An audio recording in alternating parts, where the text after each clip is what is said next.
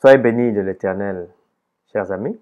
Avec vous, le pasteur Etougan Ané Patrick, pour vous servir dans cette nouvelle rubrique Les mots de la Bible, avec aujourd'hui pour thème l'adoption. Alors, l'adoption vient du grec hiothesia. Et composé de deux mots, nous avons hios qui signifie fils et thitemi qui signifie poser, placer, regarder comme. C'est donc ici l'action d'établir ou d'élever au statut de fils. C'est un terme technique pour l'adoption dans la littérature depuis l'historien grec Diodore de Sicile aux années 90 avant Jésus-Christ. C'est tellement technique qu'on le retrouve dans la langue juridique gréco-romaine. Par conséquent, le terme n'apparaît jamais dans la Septante, dans la traduction grecque de l'Ancien Testament juif, qui ne reconnaissait pas dans la loi mosaïque l'adoption.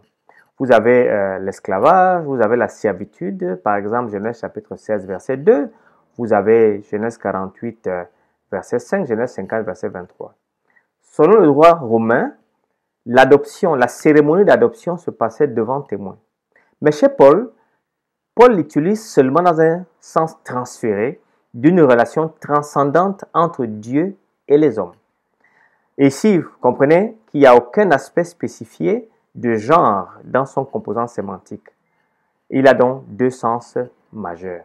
Premier sens, il est trouvé dans Romains chapitre 9, verset 4, qui stipule que l'adoption de la nation d'Israël comme fils de Dieu est un acte divin par rapport à d'autres nations.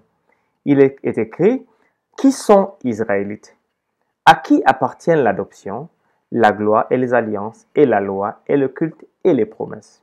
Le second sens se réfère à ceux qui ont accepté la grâce offerte par Dieu à travers Jésus-Christ, qui sont donc devenus par Dieu enfants de Dieu.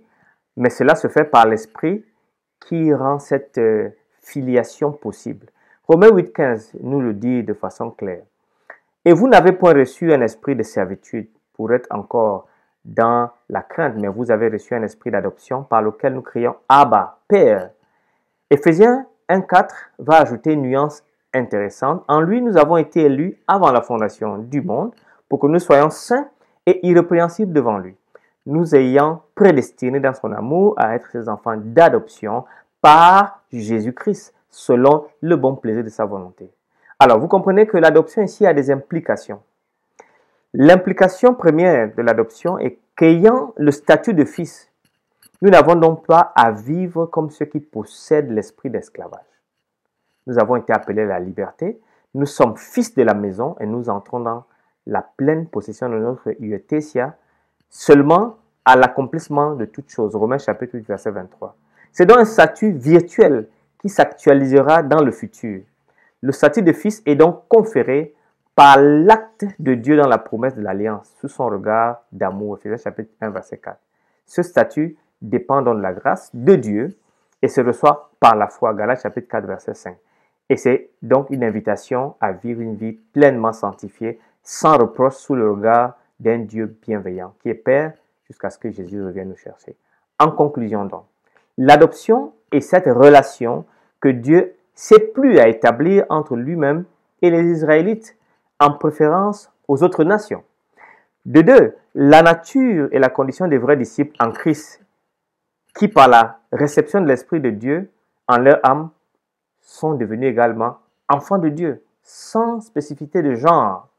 Et c'est finalement l'état de bénédiction considéré pour la vie future après le retour visible de Jésus-Christ dans les cieux. Que le Seigneur vous bénisse. Vous avez été au cœur de la vérité, les mots de la Bible. Restez connectés avec moi dimanche où nous discuterons un mot important, adoration. Adoration. Soyez bénis de l'Éternel. Au nom de Jésus-Christ. Amen.